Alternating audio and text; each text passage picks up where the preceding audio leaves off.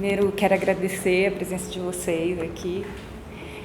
Meu nome é Aline, eu sou pós-doutoranda aqui na USP e a gente pensou nesse momento, né, num evento que a gente pudesse reunir pesquisadores e pesquisadoras que trabalham com Guarani e Kaiowá no estado do Mato Grosso do Sul, né, no sul do estado do Mato Grosso do Sul. É um conjunto de pesquisadores que vem trabalhando juntos há bastante tempo, já há mais de uma década. A gente vem trabalhando, né, dentro de uma rede de diálogos. E aí a gente pensou, então, né, no nome do evento como Jornada Kaiowá e Guarani, Redes, Colaborações e Diálogos de Pesquisa, que eu acho que é um modo como expressa, de algum modo, né, a relação que a gente vem desenvolvendo nesse tempo de atuação e pesquisas junto com os Guarani e Kaiowá no Mato Grosso do Sul, né. Então a gente reuniu pesquisadores que têm, né, tanto um vínculo aqui com a USP, com o PPGás, com o CESTA, mas também pesquisadores que têm um vínculo com a Universidade Federal da Grande Dourados, onde eu sou professora, né, com um programa de pós-graduação em antropologia lá, e com um grupo de pesquisa Etnologia e História Indígena, né, que eu coordeno junto com o professor Levi Marques Pereira, antropólogo, né, que também tem um diálogo aqui com a USP, com o CESTA já de bastante tempo, né. Então é um momento para a gente falar um pouco das nossas pesquisas, o que a gente está fazendo, né? E como a gente tem dialogado também entre os nossos trabalhos. Então, a gente tem uma mesa agora de manhã, né, com o Isaac João, que é doutorando aqui do PPGás, USP, pesquisador, né, vindo lá do Mato Grosso do Sul também, pesquisador Kaiowá, e com a Tatiane Klein, que é aqui do CESTA também, do ISA, defendeu o doutorado recentemente, né? E aí a gente pensou essa mesa da manhã com os dois, porque eles têm bastante diálogo nas pesquisas deles e acho que vai ser bem bacana, né? E aí à tarde a gente tem uma segunda mesa comigo, né, a Aline, o Celuniel Valiente, que também é doutorando aqui do PPGás, né, Kaiowá, também pesquisador de lá, fez o mestrado no PPGante, no programa de pós-graduação onde eu atuo como professora, e está fazendo doutorado aqui. E o professor Diógenes Cariaga, que é professor da UEMS em Amambai, também é professor do PPGante, da UFGD, e também vem, né, já desenvolvendo pesquisas com a gente de bastante tempo. É isso, gente. Obrigada. Vou chamar então a Tatiane para compor aqui a mesa e o Isaac, né, que são quem vão falar agora no período da manhã. Obrigada.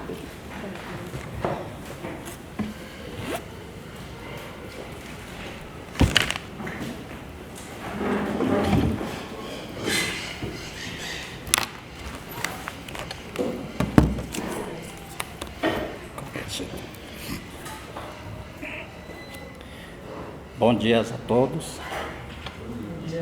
Para mim é um prazer retornar nessa casa para poder falar um pouco, compartilhar com vocês, né, o que a gente está pesquisando, como é que está o andamento de pesquisa, né, e agradecer a Aline por esse convite, né, e agradecer os companheiros, pesquisadores, professores que atuam lá pesquisando os povos Guarani e Kaiowá, né, e bom, então vou compartilhar com vocês essa pesquisa que eu estou realizando já há algumas décadas, né? E primeiro eu vou me apresentar para vocês. Meu nome é Isaac João. Atualmente eu estou doutorando aqui na universidade. Eu entrei em 2021 e a pesquisa está em andamento. E o local do meu nascimento é o município de Douradina, no estado de Mato Grosso do Sul. E lá tem uma comunidade que é onde já desenvolvi uma pesquisa na produção de dissertação de mestrado. E sempre eu pesquiso em 3 comunidades indígenas, né? que essas 3 comunidades indígenas ficam em município diferente, mas muito próximo do município de Douradina. Que esses territórios que nós chamamos, as pessoas mais de idade chamam de território de Caaguruçu, né? Que até na década de 1950, esse território era só um só território e não tinha essa separação, né? Mas depois houve uma implantação de grande projeto pelo governo federal e aí separou uma comunidade em torno de 26 quilômetros, outra é mais distante, que fica localizado no município de Maracaju, que é a aldeia Sucuriú, que também foi demarcado, homologado, acho que se não me falha a memória, 2013, né? E o Panamizinho também foi demarcadas e homologadas, se não me falha a memória, foi em 2004, né? Uma comunidade que podemos considerar que é do território de Caaguruçu. E a aldeia Panambi atualmente está em processo de demarcação, né? Já foi estudado, está em andamento o processo de demarcação, né? Mas ainda são várias discussões em torno desse demarcação de área, né? Mas eu acho que alguns de vocês devem ter acompanhado esses noticiários, né? Que no mês de julho, né? O grupos retomaram novamente o Tecurrá, que nós chamamos de Tecurrá, que é o territórios, e foi um grande palco de conflitos entre os produtores rurais e o indígena, né? Que é onde ficou feridos e o indígena ficou baleados, né? E teve uma grande repercussão nacional e até internacional, né? Então a minha pesquisa está localizada neste município e demais outro município que fica localizado muito próximo do território de município de Douradina. Bom, o foco da minha pesquisa são os rituais que acontecem todos os anos no início de cada ano, né? Que nós chamamos de a colheita de milho branco, né? Que é onde sempre acontece o ritual que nós chamamos de Jerosepuku, né? Esse ritual é coletivo, que não se faz apenas um grupo de uma pessoa, mas quando vai se realizar, se reúne os grandes grupos para poder realizar esse ritual, né? Durante a pesquisa, isso desde lá do início dos anos 2000, né, tenho observado isso, que o canto desse ritual de Jerosepuku acontecia em outras regiões também, né? Lá na década de 60, 70, acontecia muito na região de Fronteiras, região de Coronel Sapucaí, Amambai e demais outras regiões, né? Só que depois não acontece mais em outras regiões, especificamente acontece na aldeia Panamizinho e Panambi, e acontecia também no Sucuriú, mas que tiveram uma grande conflitos para poder demarcar uma áreas, então acabou não acontecendo mais também esse ritual. Mas a pesquisa continua eu fazendo lá, porque lá existe um líder espiritual que sabe fazer esses cantos. É importante destacar que entre os povos Kaiowá e Guarani, que o pessoal chama de Nhanderu. Na minha pesquisa, eu fui advertido por um grande rezador que o Nhanderu e o Nhandeçu não existem aqui na Terra. Então, por isso que as minhas abordagens durante a escrita na minha tese, não vou falar de Nhanderu ou Nhandecê, mas é Tequaruvixá, podemos falar de Mairendurrá, podemos chamar também de Jurrechacaras, né? Porque o Nhanderu, o Nhandecê só existe lá em outro lado dos patamares, né? Que são os pais, a mãe de todos, né? Então, por isso, foi advertido, mas por uma razão também, né? E entre os povos Kaiowá usa muito essa palavra Nhanderu, Nhandecê, e até hoje permanece isso, né? Então, isso eu acho que precisa ser entendido, que existe determinadas coisas que a gente não pode abordar isso, né? Às vezes, uma comunidade acaba adotando esse nome, e tem um rezador que às vezes ele não fala isso, mas quando a gente vai perguntar, conversar, então ele começa a falar que isso não poderia ser chamado assim, né? E durante a minha produção de dissertação de mestrado também, em algum momento também fui advertidos, né? Quando a gente vai fazer esses trabalhos, ele é dialogados, a gente conversa muito com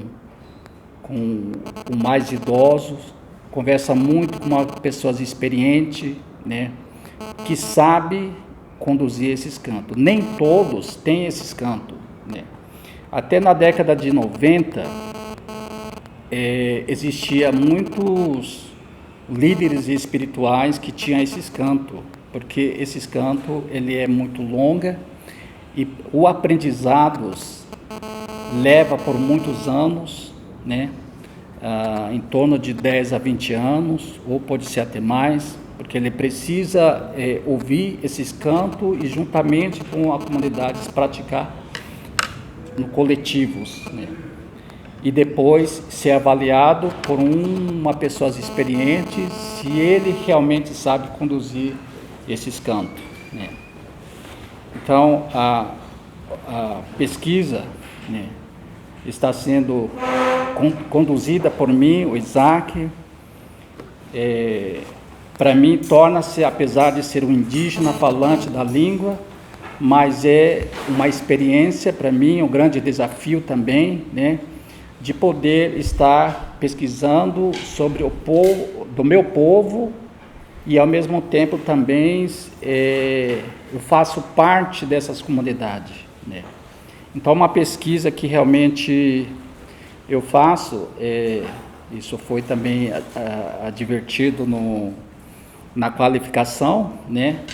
Que eu não posso fazer observação participante, porque eu não sou uma pessoa de fora, mas eu sou da comunidade, que observo e fico lá, e eu vivo junto com a comunidade, e a gente pratica, né? Então não e eu já achei outros nomes, que isso eu vou colocar na minha escrita, né? Que a gente vive isso, né? A gente não vai no ritual só participar, e a gente vive, e a gente fica lá, pratica, na preparação da roça, a gente conversa, então é uma coisa que a gente faz a dia a dia. Então, não dá para falar que eu só participo e depois eu vou sair de lá, né? Então a gente vive isso, né?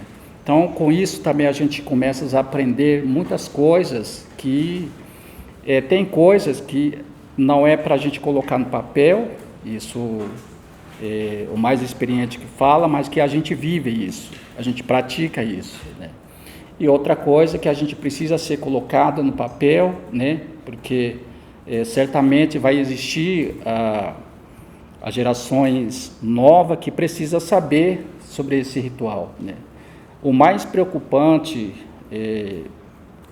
que a gente sempre pensa, que esses rezadores que fazem esse ritual, existiam os 3, deste ano faleceu uma, e só tem os 2, e só um que vai estar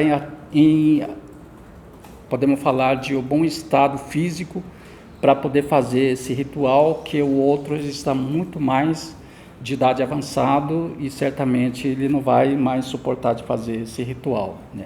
Esse é muito preocupante, né? E por que é muito importante fazer essa pesquisa, né? Sobre o Jiro-Seppuku, que assim nós chamamos, né? É um ritual que se faz no período da colheita de milho branco, né? Porque existe 3 situações que eu posso destacar isso, muito importante entre a comunidade, que é a manutenção de território. A outra é, para consumir esses alimentos, ele precisa passar por esse processo para o bem-estar social da comunidade e também na parte espiritual, né? E a outra é para continuidade de desenvolvimento dessa planta, ele precisa passar por esse processo, né? Então, durante a pesquisa, eu tive que fazer o levantamento dos rezadores que passaram por essa formação, porque essa formação não é todos, podemos falar de rezadores que fazem essa formação, e existe só em determinados rezadores que fazem essa formação para poder conduzir esses cantos, né? E esses cantos, ele faz do anoitecer ao amanhecer. Então, um canto muito longo, ele precisa desses movimentos de circulação de anti-horários e faz o coletivo, e vai parando, tem alguns minutos de intervalos, mas é um percurso que ele faz uma conexão da parte espiritual do territórios com outros patamares que na concepção Kaiowá que existe vários outros patamares lá no céu, e ele precisa circular nesses territórios, né? Então, esses cantos é como se fosse uma guia, um instrumento de poder de penetrar nesses territórios, para poder caminhar desses territórios. Então, por isso que esse movimento de circulação por meio de canto, ele é muito importante, né? E todos esses territórios que existem lá nos céus, tem o seu canto diferente, né? Como se tivesse chegando em outros territórios, é a mesma continuidade de canto, mas para cada território é um específico de cantos, né? Então, por isso que o Kaiowá sempre fala que a gente precisa de circulação espiritual, né? E ao mesmo tempo, esses cantos, eles começam a caminhar com as outras divindades, por isso que o nome é o Jirosê, né? O Jirosê significa que primeiros o espaço ele precisa ser, podemos falar, a gente não usa essa palavra de despoluir, porque existe muito espírito mau no espaço, então eles precisam retirar tudo isso, porque a divindade espiritualmente vai estar presente naquele local. Então essas caminhadas eles começam daqui da terra e vai juntos, né? E vai até o amanhecer, no nascer do sol, que finaliza, que são chamadas de Umbopapá, que é onde finaliza e ao mesmo tempo faz o rovaçá, que é o milho, né? Para ter a sua continuidade de produção, né? Por outro lado, também, esse ritual se faz pelo bem da saúde, porque essa comida não se faz somente pelo milho, porque nós chamamos de Itambur, significa que existem outras plantas, batatas, abóbora, essas plantas que são produzidas pelos Kaiowá, que passa por esse processo, ao ser consumida, né, para não dar alguns efeitos na saúde do corpo e também na parte espiritual, né? Então ele precisa passar por esse processo, né? E a outra, porque precisa ser feita a manutenção de territórios, né? Porque as plantas, a partir do momento que é plantados, existe um ser da terra que pode interferir o desenvolvimento dessa planta, né? Que pode dar um efeito também ao ser consumido essa planta. Então, para que isso não aconteça, né, ele precisa que essa planta, o territórios que o Kaiowá chama de Omojeguá, significa que é a mesma coisa que pegar o urucu e colocar aqui no rosto. E a terra também precisa isso, passar por esse processo, né? Então, é o cuidados com territórios, com as plantas e com a saúde humanas, né? Então, para esse fim que se faz esses cantos e para esse fim que esses cantos também é muito longas, porque existe dentro desse canto um detalhe que se faz pelo terra, planta e o corpus, que esses três precisam ser caminhados em outros patamares, né? Considero sim uma pesquisa complexos, né? Apesar de ser um indígena, falante das línguas, né? Eu posso falar para vocês que é um grande desafio, porque eu, na minha idade que eu estou, né? Apesar que eu já estudo por já mais de uma décadas, né? Que a gente encontra uma dificuldade, porque existe umas palavras que a gente precisa saber, né? Porque se usa naquele ritual, né? Que tem uma grande importância para a gente desvendar isso, né? O que significa nesse espaço social, né? Então, é um grande desafio, mas a gente está caminhando, né? Que a gente precisa fazer isso, e o canto, né? Eu acho que a gente faz uma pesquisa muito diferenciada, que a gente precisa se preparar muito para poder ouvir os contos. Primeiro a gente tem que ouvir os contos, aí depois também a gente tenta entender esses cantos que no ritual acontece, para a gente saber de que parte desses patamares que eles estão passando, né? Então eu preciso entender isso. Não significa que eu também vou ser o cantador, mas a gente dificilmente vai chegar nessa parte, né? Porque o senhor Atanásio, ele sempre fala isso, né? Quando a gente mexe com papel, o percurso que a gente iria percorrer, porque o percurso do aprendizagem do Nhanderu, ele é muito diferenciado de mexer o papel, né? E eles podem ser transformadas, e eu percorro outros caminhos, né? Isso não significa que eu estou no caminho errado, mas que eu estou escrevendo esses conhecimentos, colocando no papel, que chama-se de aranduquatiá, que o pessoal chama, né? Que a gente coloca no papel escrevendo-os, né?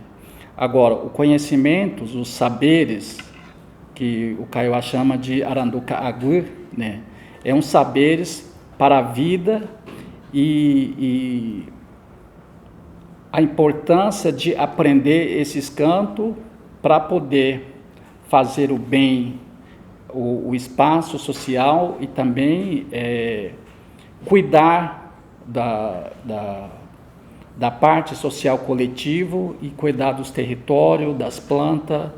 É para esse fim que eles aprendeu ou aprende, continua aprendendo, para poder fazer esse ritual, né? A outra parte que eu percebo isso durante a pesquisa, né? Nós estamos caminhando, né? Porque existe muitos conflitos, né? Pela demarcação das áreas, que é o principal lá do estado de Mato Grosso do Sul, e também de outras regiões do Brasil também acontece muito isso, né? Mas esse ritual de Jirocipucu não pode ser realizado, por exemplo, né, no ambiente conflituoso. Então, esse é o outro desafio que as comunidades estão enfrentando. Se tiver um grande conflito no territórios, não se faz isso, né? Por isso mesmo que a aldeia Sucuriú, ele deu uma parada, né? Só que depois de demarcar as áreas, o seu Graciano, que é o grande que canta esse Dirocipucu, já está muito velho. Só tem ele, mas o pai dele já é falecido, né? O seu Lício, né? Não conseguiu mais fazer esse ritual, né? E a outra coisa que é muito importante, eu estou verificando isso, que todos os cantos dos Kaiowá, ele precisa de um território, precisa de um espaço, de ambiente saudável, porque ele é sagrado, né? O canto precisa de um ambiente, precisa de pessoa, de estar bem, para poder cantar, para poder fazer esse ritual. Então ele precisa estar bem socialmente a comunidade, né? Isso também para se fortalecer, né? Então para isso que o Kaiowá chama de Arirowai. Ele precisa cuidar do ambiente, ele precisa cuidar do espaço social, né? O Eliel que sempre fala isso, quando o ambiente não está bem, a pessoa, o grupo também não está bem. Então ele precisa passar por esse processo, e assim também as plantas. Se o ambiente não está bem, está doente. Se a terra também não está bem, está muito degradado, está muito poluído, ele também precisa passar por esse processo de ritualização para poder retirar essa parte que afeta as plantas, e para poder desenvolver essa planta e assim na colheita que possas consumir, né? Então, é um desafio que a gente vai percorrer nesses caminhos, né? Mas ao mesmo tempo é um grande prazerosas, a gente aprende, né? Para que certamente algumas coisas a gente vai colocar no papel, né? E outra coisa que gostaria de colocar, né, sobre a pesquisa, apesar que a gente se esforça a fazer, né, vai chegar alguns momentos, devido de intenso, podemos falar de contatos com não indígenas, ou com diversas entidades que entram na comunidade também, às vezes em alguns momentos interferem muitos, né? Na reserva de Dourado mesmo, se fazia esse ritual também, na casa do seu Getúlio, e também agora já mais de 3 anos não está se fazendo mais esse ritual, né? E aí, o que acontece? Se a gente for olhar em detalhes, né, acontece uma desorganização social da comunidade, isso é real, que a gente vê isso. E aí o que pode acontecer, né? É uma epidemia de suicídio, que acontece isso, né? Que está acontecendo em várias regiões, né? E pode também acontecer uma epidemia de doença, que pode surgir, talvez da água, talvez de inseto, ou talvez de consumo de alimentos, né? E também acontece o desentendimento da comunidade, que não consegue mais se entender, não consegue mais dialogar entre a comunidade. Isso acontece muito, mas que isso, quando a gente olha no passado, né, o grupo Kaiowá viviam juntos, trabalhava juntos, fazia o ritual juntos, né? É que hoje a gente percebe isso que está acontecendo. Mas o mais experiente ele fala, né? A gente precisa de fortalecer o nosso modo de ser e o nosso canto, né? Que é essa valorização que precisa ser levado adiante. Então, falando isso, mas não é a minha especialidade de pesquisa, o Konomipepu, que é um ritual que acontece, que é o furo de lábios, que o Kaiowá sempre fazia, né? Por que se fazia isso, né? Porque o corpo a gente chama de Konomi. Konomi são homens, né? Que precisa passar por esse processo que futuramente, para estar bem e ao mesmo tempo para ser aptos de aprender esses cantos, e que, dependendo dessas habilidades, ele pode ser um rezador, que possa conduzir esses cantos importantes, né? Então, isso também chegou ao fim. Eu acho que a última que foi realizado foi do início da década de 90, na aldeia Panamizinho. Aí depois também foi extinto esse ritual, né? Porque esse ritual também depende muito da floresta, porque existe uma madeira específica que se pode usar naquele ritual, e quando não tem isso, uma matéria que você tem que ter usado naquele momento, se não existir, também esse ritual acaba não acontecendo mais, né? Mas no Paraguai ainda continua fazendo, né? Bom, algumas comunidades tentam retomar esse ritual que aconteceu lá em Marangatu, né? Mas, por outro lado, a gente começa a pensar muito, né? Eu, por ser um pesquisador, a gente começa a pensar muito que, por exemplo, o ritual que acontece no Jirocipucu, que é o milho,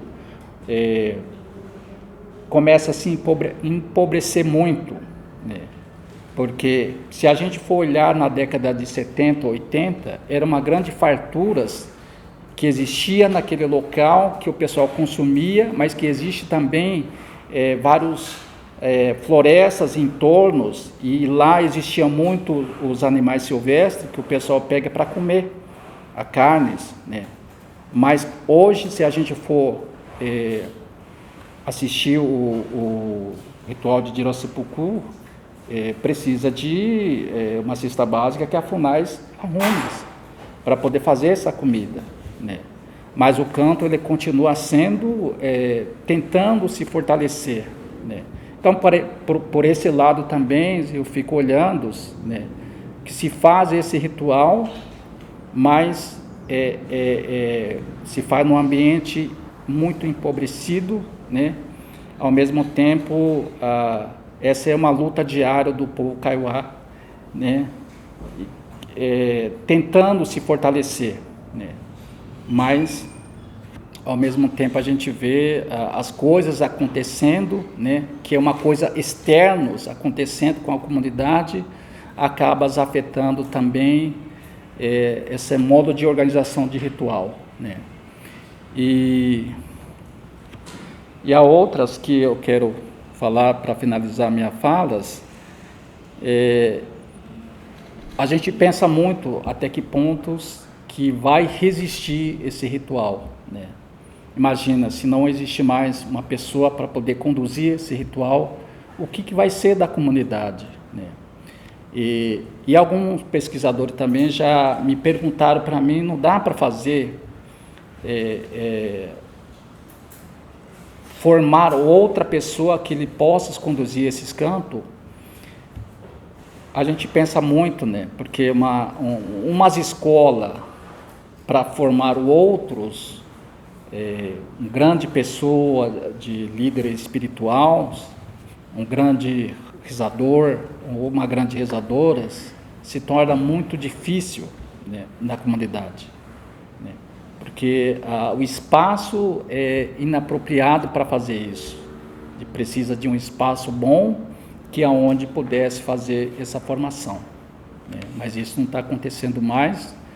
E a outra que a gente percebe, isso é bem visível mesmo, é que existe poucos rezadores que sabem esse canto e E a mentalidade dessas novas gerações também não é mais compatível para poder aprender, né? Porque muitos, eles estão indo para umas escolas, né? Escola talvez na cidade ou na comunidade, acaba também interferindo isso no processo de aprendizagem, né? E o senhor Atanásio, ele sempre fala que quando a gente quer aprender esses cantos, o barru, o coterru, a gente precisa se dedicar a isso, né? Primeiro, vocês têm que limpar o seu corpo para que esses cantos venham, que fiquem no seu corpo e que você usa isso em prol de coletivo, ou uma família, ou da comunidade, né? E assim por diante. Mas isso não está mais acontecendo.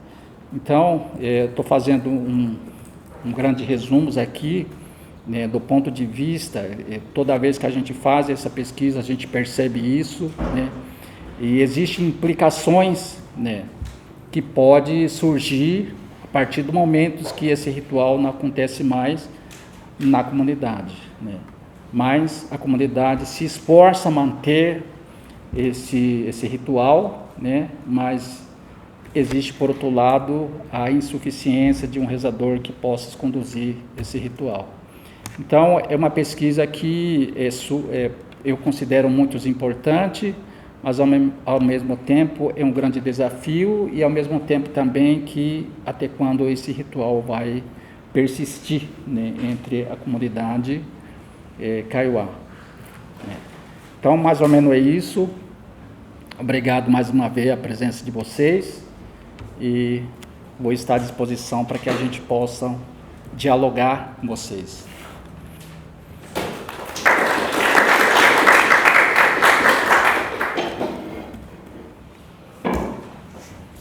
Vou só abrir aqui uma apresentação para a gente passar aqui.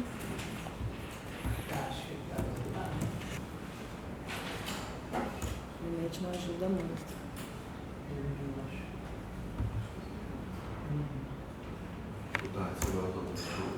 Vou. Não tinha ligado antes, sabe? Ah, tá aqui. Só ligar. Talvez ele tenha entrado no descanso. Gente, a gente, ao montar, né, essa programação da Jornada Kaiowá, proposta, né, feita pela Aline, foi juntar também um pouco as pesquisas pelas temáticas, né? E, então, promover diálogos entre pesquisas também que não só que a gente desenvolveu conjuntamente, mas também que tem temáticas próximas, né? E aí, por conta disso, a gente esqueceu de falar no começo, né? Mas eu e o Isaac, a gente dialogou e pensamos, né, que um bom título, um bom mote para essa conversa da parte da manhã seria, peraí, deixa eu ler aqui, diálogo entre pesquisas, cantos para cuidar da vida e do território. E é um pouco em torno disso que as duas pesquisas giram, né? Acho que o Isaac já falou bastante disso, né? E eu vou apresentar um pouquinho, uma parte, né, da minha tese de doutorado que eu defendi em fevereiro, já estou concluindo, no final de fevereiro desse ano. Essas reflexões são reflexões que eu iniciei na tese, mas que eu gostaria de dar continuidade em alguma pesquisa futura, ainda não sei quando, mas tem a ver com essa formulação em torno da ideia de uma política da voz. Isso foi um tema de grande debate na minha defesa e por isso que eu resolvi trazer isso para compartilhar com vocês, né? Mas antes, né, para começar, acho que queria marcar que é uma grande alegria poder fazer essa conversa sobre essa parte da pesquisa ao lado do Isaac, na presença do Celuniel, né, e de outros, né, Aline, Diógenes, que são pessoas que acompanharam a minha formação como pesquisadora junto aos Kaiowá e Guarani, ajudaram a coorientar esse percurso, porque justamente, né, a minha chegada no Mato Grosso do Sul se deu por um outro caminho que não foi dos estudos de xamanismo, né, que foi o que eu acabei focando na tese, mas sim o interesse no uso de tecnologias de comunicação pelos Kaiowá e Guarani. Foi esse o tema do meu mestrado, foi esse o tema do TCC que eu fiz na época no curso de jornalismo na minha graduação. Só que ao chegar nas tecnologias de comunicação e ao problematizar, ou começar a pesquisar quais eram as questões, os riscos, né, como o Isaac estava destacando, de registrar certos saberes, eu fui descobrindo aos poucos, né, que certos saberes manejados pelos xamãs, pelos rezadores, né, Tequara Orixá, como o Isaac estava falando, se tornavam mais arriscados, né? Então, colocar no papel, registrar na câmera, gravar certos tipos de cantos que traziam problemas. Essa foi uma conclusão que ficou em aberto na minha dissertação e foi o que abriu o caminho para a pesquisa de doutorado que eu iniciei em 2017 e foi abrindo outras questões, né? Então, ao começar a dialogar com os rezadores Kaiowá, principalmente Kaiowá, mas também Guarani e Andeva, né? Eu fui descobrindo que o uso de gravações para circulação dos cantos, né, esse tema que o Isaac acabou de tratar para a gente, ou para facilitar o processo de aprendizagem de um determinado jovem rezador ou um rezador mais experiente, que às vezes se vale do celular, né? É muito comum quem já esteve numa festa como o de Aracipucu ou em outros contextos de canto, você vê as pessoas gravando, né? Quando um grande rezador começa a cantar, como o seu Atanásio, que Isaac citou, era muito comum ter muita gente gravando, né?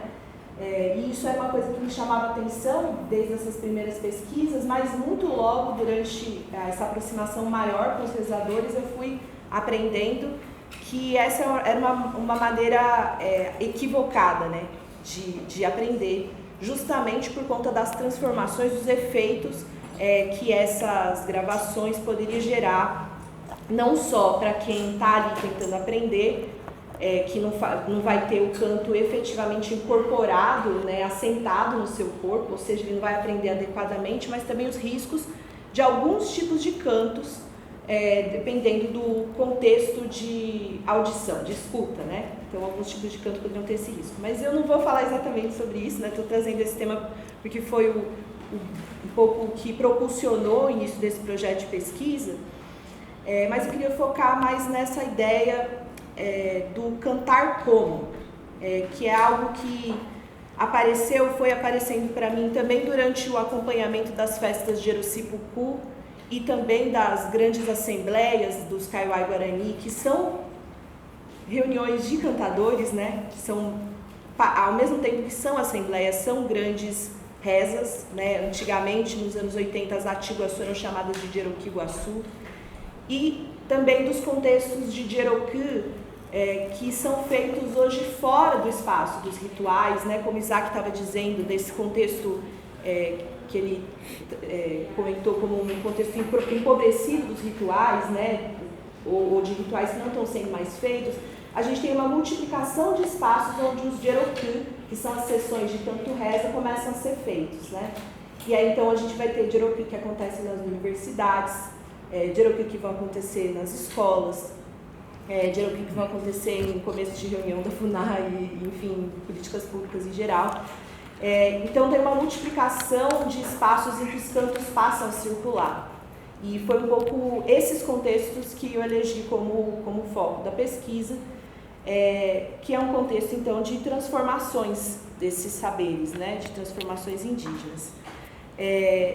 E um dos problemas que apareceram para mim logo no começo dessa pesquisa, né, foi em diálogo com um casal de rezadores, que inclusive já fizeram um Jeroquê aqui no Sexta, Dona Florisa e seu Jorge, né, em que, numa certa vez, dialogando com eles estavam exatamente muito preocupados com o fato de que os jovens não estavam interessados em aprender os cantos tradicionais, né? Estavam interessados em ouvir as músicas dos não indígenas, né? Que é um problema diferente do problema das gravações, né? Seria essa atenção a uma outra musicalidade, a uma outra escuta. E na época, né, eu estava no começo da pesquisa, eu fiquei achando, mais uma reclamação, né, dos rezadores. É muito comum, isso também o professor Levi Marques Pereira fala muito nos estudos dele, né, que tem uma crítica muito aguda dos Opuraheia aos que são chamados de letrão, né, letral, que são os escolarizados, né, as pessoas Kaiowá e Guarani que passaram pela escola e que se aproximam muitas vezes da cultura, com aspas, mas não vivenciam ela de fato, né, então a gente pode até conversar um pouco mais sobre isso depois, né. E outra crítica comum é essa, né, de que tem um abandono, de que as crianças e os jovens não se interessam pelos cantos. Mas ao longo do processo da pesquisa eu fui entendendo outras implicações do que é esse cantar como, né? Eu fui no diálogo com outros rezadores descobrindo que a depender do que se canta, você também produz transformações no seu corpo, né? Então o problema de cantar as músicas dos não indígenas seria análogo ao problema do comer comida dos não indígenas, que é um tema, né, amplamente discutido, né, na etnologia das terras baixas da América do Sul e de grande interesse também, né, dos mais velhos, né, as pessoas que cantam, né, que a gente chama, que entre os Kaiowá e Guarani também ganham esse nome de Opuraheia ou de Jerokua, que traduzindo literalmente seria aqueles que cantam, aqueles que dançam, para além de, como o Isaac contou, passar por um processo de formação muito estrito, com muitas etapas, ele também envolve dietas específicas, né? Envolve não comer certos alimentos, no contexto dos rituais também se evita certos alimentos, então foi aparecendo essa preocupação não só com alimentar-se corretamente, quanto também com cantar adequadamente, cantar os seus próprios cantos, né? E aí eu trouxe para a gente começar a pensar sobre esse cantar como um diálogo que eu tive com o seu Luiz Kaiowá, ou Jário Barbosa, que também é interlocutor de pesquisa do Isaac, também foi interlocutor de pesquisa do Isaac, justamente porque ele é um dos detentores do canto longo do Milho Branco, né? Ele tem vários repertórios de canto, mas ele é sempre chamado para cantar o Milho Branco. E em inúmeras vezes conversando com ele, eu tentei buscar entender como tinha sido esse processo de formação dele, principalmente porque ele foi uma pessoa que foi tirada do território Kaiowá e Guarani, ele foi levado pelo órgão indigenista oficial a viver com os Machacali, e aí o processo de formação dele como rezador foi, enfim, com bastante circulação, vamos dizer assim, por muitos lugares. Nessas circulações ele aprendeu o canto de muitos outros, inclusive dos Machacali, dos Pataxó, dos Guarani-Andeva, né? Esse também é um atributo que os grandes rezadores têm, né? De saber cantos de muitas outras gentes. E aí, em uma dessas conversas, ele começou a me contar sobre as proibições, a proibição que o pai dele fazia, o seu Barbosa, de que ele fosse para a escola não indígena, né? Então ele se ressente, ou pelo menos sempre fala disso, né, Isaac, né? Uhum. Ele fala, não, eu sei muita coisa no nosso sistema, mas meu pai não me deixou ir para a escola, se eu tivesse ido, eu seria, né, assim, muito sabidão, etc, né? Enfim, mas eu queria que a gente ouvisse um pouco o seu Luiz. Aqui, deixa eu ver se vai. Você falou, acabou de falar, o diretor capaz, que vai se trocar por seu lugar, é que o corpo se transforma.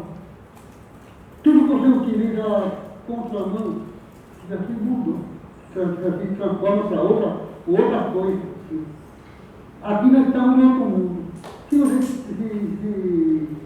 transforma para algum, o que você quer se transformar, só que outro já foi outro mundo.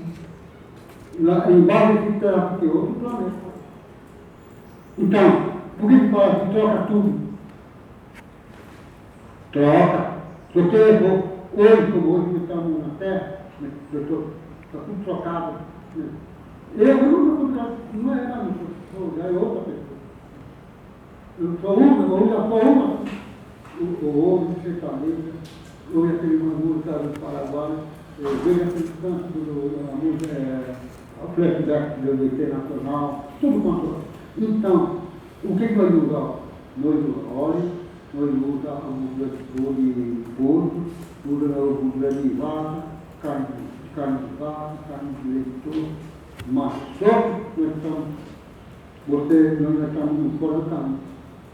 Então, quando você fala agora de leite, gordura de trocapá, sim, de trocapá, você não vai ter virar maranacu. É isso que significa. Virar maranacu é o seguinte, ó.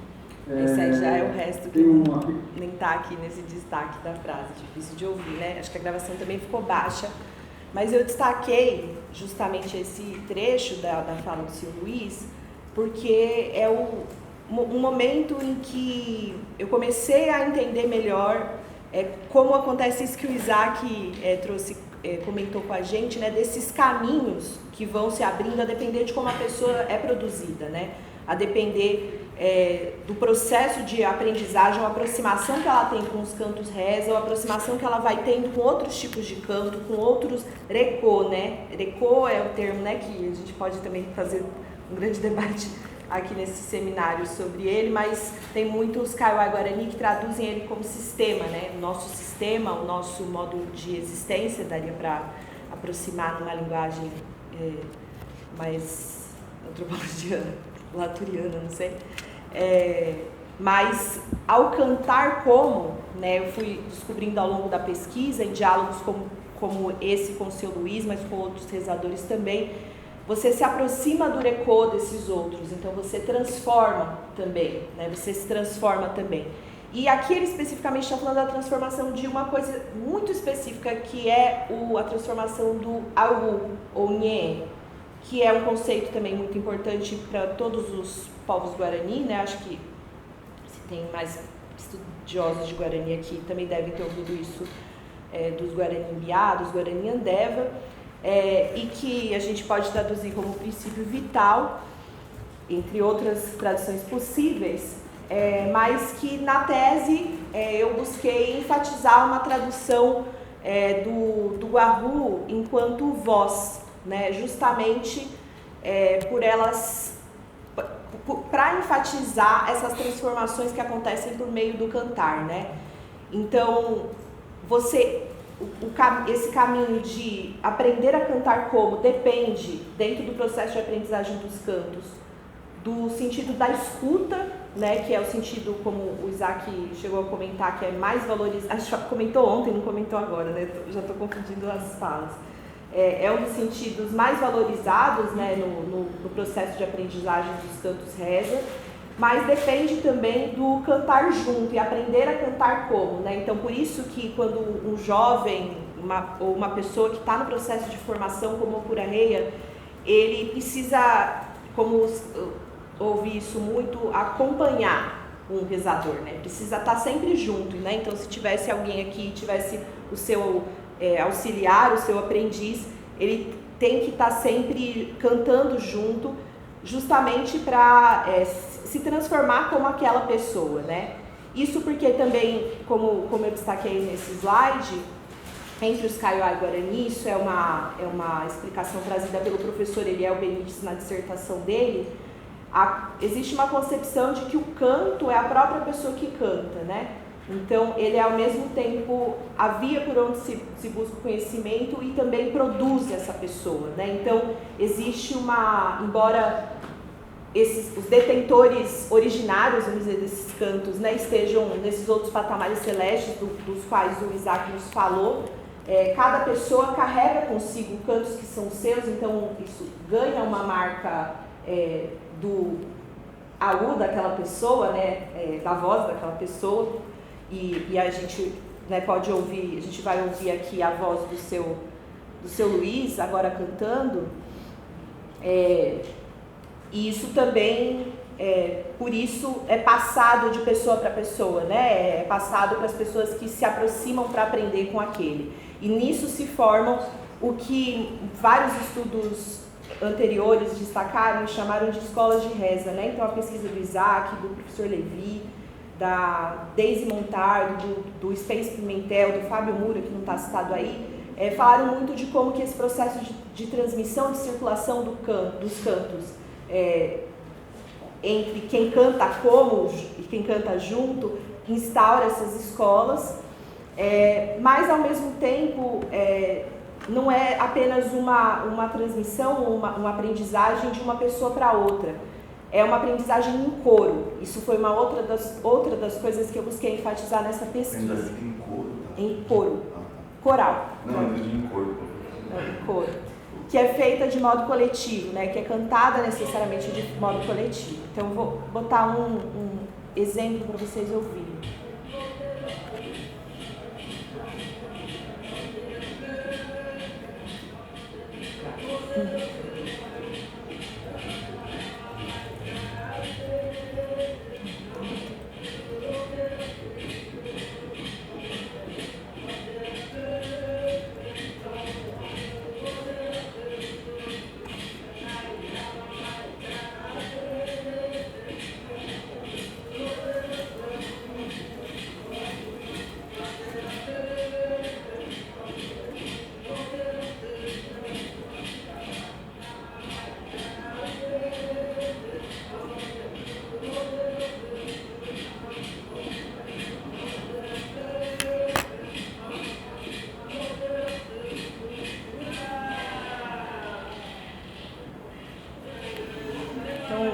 Esse é um dos cantos que não é o canto longo do Milho Branco, né? É um canto feito durante a recepção da festa. Então existem, né, como os vários estudos desse ritual mostram, tem vários repertórios de cantos que são feitos nesse ritual, embora o principal seja esse que o Isaac descreveu pra gente, né?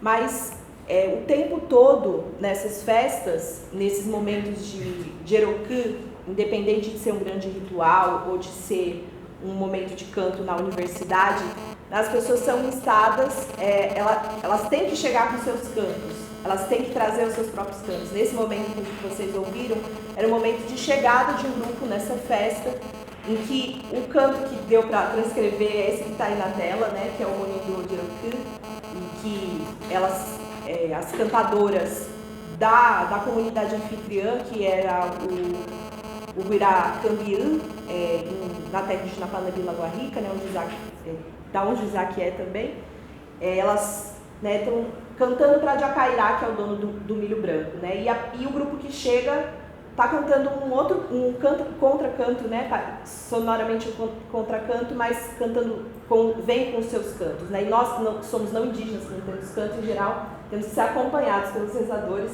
porque não se pode chegar sem cantar, justamente porque no momento que se inicia esse ritual e que o espaço físico está preparado para esse ritual, existe a possibilidade de você ser agredido, né, por não estar protegido, enfeitado, né, como o Isaac falou, com urucum, ou não estar cantando, você pode adoecer, você pode ser agredido por esses seres mais que humanos, que vêm também quando são chamadas as divindades, né? Então, se os cantos estão chamando de Jacairá, eles também acabam chamando de Iã, que é o arco-íris, uma série de outros que podem agredir as pessoas, e por isso é tão importante saber cantar e cantar conjuntamente para proteger esses corpos, né, nesses contextos. Então, mesmo que a pessoa não seja o grande rezador e seja uma jovem cantadora como essas sobrinhas do Isaac que estão na foto, né, é importante cantar junto, né? Ninguém pode deixar de cantar no Jeroçu. E uma das coisas que eu acompanhei muito durante a pesquisa, realizando gravações desses cantos coletivos, foi justamente como todo mundo se soma para cantar, né? Mesmo aquela pessoa que já bebeu bastante, está caindo pelas tabelas, né? Ela fica na periferia dessa caminhada circular, a criançada faz uma gritaria, né? Então é importante que seja um canto coletivo. Isso é algo que as pesquisas do Isaac já dizem há muito tempo, né? Que tem uma necessidade de que os cantos sejam coletivos. Mas enfocando mais esses efeitos, né, de você cantar como outros, você aproximar do Erekô dos outros por meio do cantar, né? Eu queria falar um pouquinho para avançar nessa conversa dos efeitos que isso traz pro Agu, né? Pro princípio vital, para a voz da pessoa, né? Então, entre os Kaiowá, essa noção de Agu, Nhé, costuma também ser comparada a um outro termo que é Guirá, pássaro, né? Então, é muito comum que se fale ou Guirá, ou Aru, ou Nhê, né? E existe um entendimento especificamente entre os Kaiowá de que o corpo é a morada, então, desses pássaros, né? Que eles se assentam no corpo da pessoa, e existem cantos específicos para trazer, chamar, reaproximar o Aru do corpo da pessoa, ou seja, para reverter ou atuar nessas transformações que um cantar como o outro, né, a aproximação excessiva com o modo de ser de um outro, possa ter gerado para o Aru da pessoa. Então eu trouxe um exemplo de um tipo de canto, né, que é o Aur-Eruhá, que é canto, né, para trazer o Aru de volta, para trazer o Guirá de volta. Esse é um pequeno trecho, né, desse Aur-Eruhá, que foi cantado pela dona Emiliana Barbosa, que é a irmã mais velha do seu Luiz, que a gente acabou de ver, e que nesse trecho, como vocês podem ver, eu vou botar para vocês ouvirem bem rapidinho.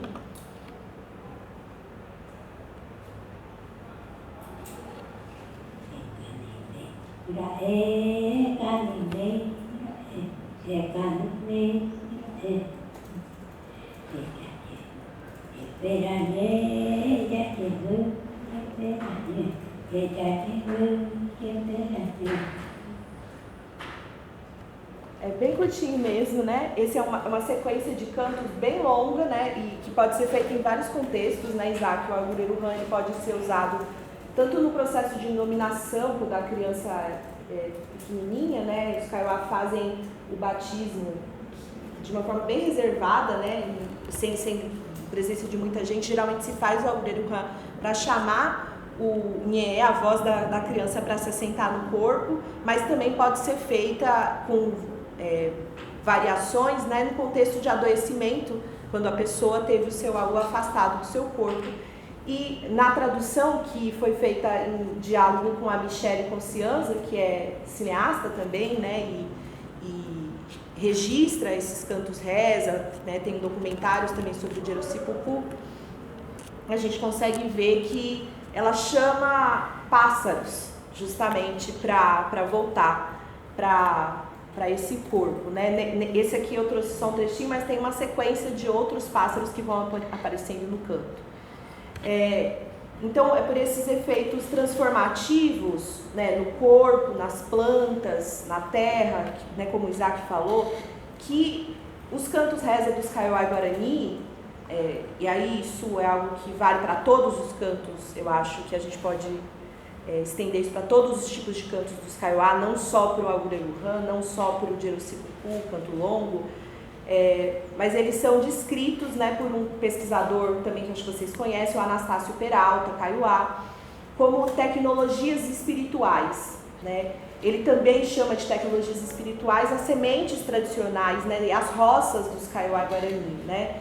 Ele vai dizer que as festas e rituais que remetem à nossa tecnologia, né, espiritual, a nossa, né, dos Kaiowá, estão ocorrendo com pouca frequência, porque os cantos tradicionais estão sendo substituídos pelas novas gerações por sons eletrônicos.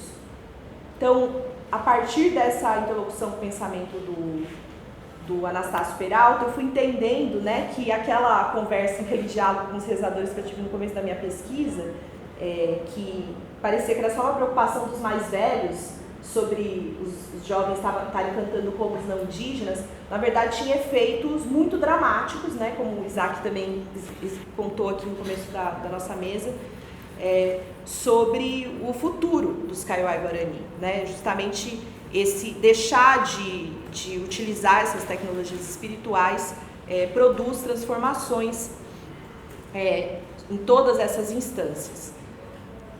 E aí, peraí, deixa eu passar o próximo slide aqui. Aí, eu não passei aqui.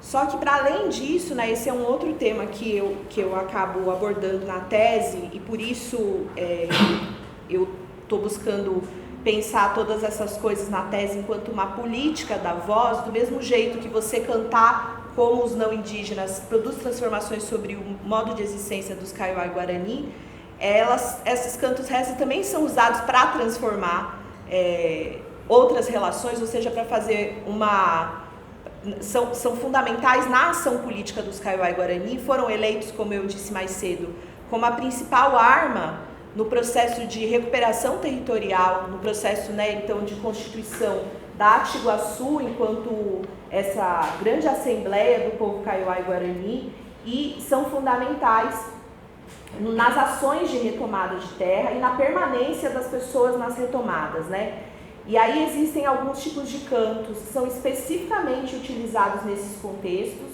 e aqui eu trouxe um trechinho de um canto desse tipo, que é um Caraí Motinhan, esse aqui na verdade é o Boitinhan, que é uma reza para envergonhar a cobra, e que está no livro Nhanderendipu, que foi um livro de cantos e narrativas que foi feito pelo Aniceto Ribeiro Kaiowá e pelo Wilson Galego, E são essas rezas, esses cantos feitos para amansar ou envergonhar os contrários, como os não indígenas, como as cobras, como as onças, seres muito perigosos.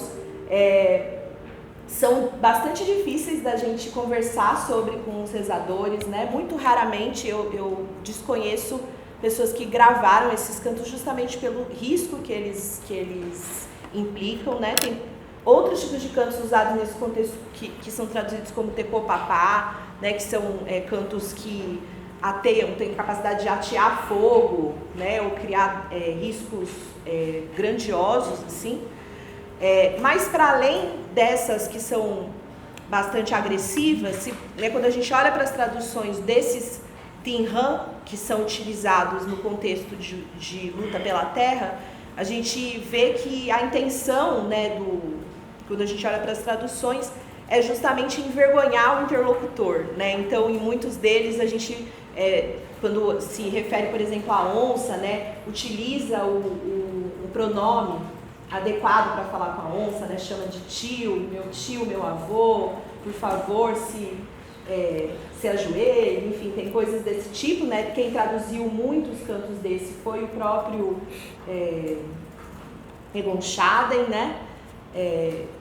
e o Cadogan também tem algumas traduções, e a gente tem essas traduções feitas pelo Aniceto, como essa aqui, em que ele o cantador chama o dono da cobra para se envergonhar, e ficar calmo, Só que no contexto das retomadas, nesses vários contextos de realização imperfeita dos cantos reza, dos Cherokee, como eu estava dizendo, a gente tem outros tipos de canto que são feitos também enquanto uma arma para fazer as pessoas resistirem, que são os cantos Cotiru, os cantos Guarru, que produzem alegria, e os próprios cantos dessas festas, que como Isaac estava dizendo, começam a ser feitas justamente porque se quer retomar o ritual para fortalecer o território, ainda que você não tenha todos os elementos necessários para fazer daquele jeito, Então, recentemente, como ele contou, teve em Anderu Marangatu um Kunumipepu nesse sentido. O próprio Jerosipucu, em várias retomadas, no período que eu estava fazendo pesquisa, as pessoas diziam, não, a gente tem que fazer o Jerosipucu porque a gente acabou de fazer a retomada. Então, a gente precisa marcar esse lugar com a realização do Jerosi. Então, tem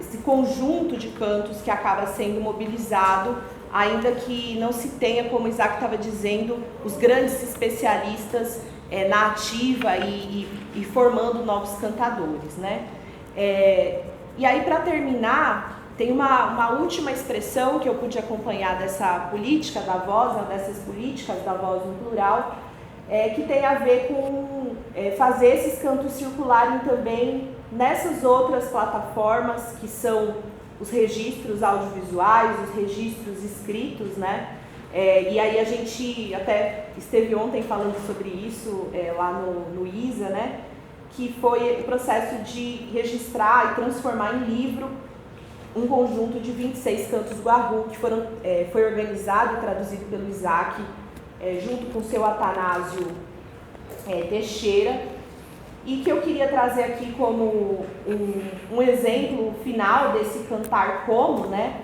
Porque justamente esses cantos, esse tipo de canto que o Isaac e o Spence conceitualizam como cantos míticos, né? Eles, por si próprios, falam do recô, ou modo de existência dos animais, pássaros ou coisas, né, que a gente poderia dizer, que estão cantando eles, né? Então, eu não vou botar aqui para a gente ouvir, até porque teve várias pessoas que acho que ouviram ontem, né? Mas quando a gente olha para o canto Guarru do Beija-Flor, conforme ele era cantado pelo seu Atanásio, né, e conforme ele foi traduzido pelo Isaac, a gente vê como o canto é cantado através da perspectiva do beija-flor, né? Então o beija-flor, o Isaac até explicou isso para a gente ontem, tá falando do néctar das flores, que para ele é o cauim, né? Em outros cantos guarru, eu acho que eu não destaquei nenhum outro aqui, a gente vai ter como do carajá, ou o canto do taguató, né, que é o gavião, eles falando de como eles são, né, que tem a costa corcunda e que mora em tal lugar, ou então a gente tem o canto guarru da cobra, em que ela fala, né, que é rastejante e fica em cima de um galho. Enfim, estou trazendo esses exemplos e recomendo que vocês conheçam o livro, né, que traz esses cantos, porque justamente eu acho que eles ajudam ou nos permitem pensar, ou pensar continuadamente, né, sobre como os cantos em geral, né, não só para os Kaiowá e Guarani, são portas ou caminhos interessantes para a gente entender temas que são clássicos na etnologia, como o tema do perspectivismo, né? Isso já é uma coisa que foi muito ressaltada pelas pesquisas, né, da Rosângela Tuni, do Pedro Cesarino, com outros povos, do próprio Viveiro de Castro, né, entre os Araueté, e eu gosto muito de algo que a Rosângela traz, que é um pouco lembrar que os cantos, eles não representam, eles não narram visões, né, eles não são perspectivas só que estão aparecendo ali, eles são eles mesmos os territórios das comparações, das medições, dos deslocamentos, dos ritmos, dos avizinhamentos, né? Então ao cantar na perspectiva do Mainombu, do beija-flor, que de fato o xamã, o rezador, está naquele território, né? Está habitando essa relação com o modo de existência do beija-flor, né? Então ele é um cantar, esse cantar como no que eu consegui aprender, no pouquíssimo, né, que eu consegui aprender a partir dessa aproximação com os cantos e com os cantadores, ele é o que permite travar relações com deveres não humanos, e ao cantar através das vozes dos seus outros, né, é o que coloca para os rezadores Kaiowá e Guarani, não só para os rezadores Kaiowá e Guarani, a possibilidade de cruzar cuidadosamente outras perspectivas, abrir caminhos, relações através do cosmos, perpetuando não só o modo de existência dos Kaiowá e Guarani, que eles chamam, né, de Avarecô, mas também os modos de existência desses outros, né? Mesmo num contexto como esse que o Isaac contou pra gente, de graves ameaças e de grande empobrecimento socioambiental, de impactos muito grandes sobre essa territorialidade e o espaço que deveria ser adequado para que os cantos continuassem circulando, né? Então é isso que eu tenho para compartilhar.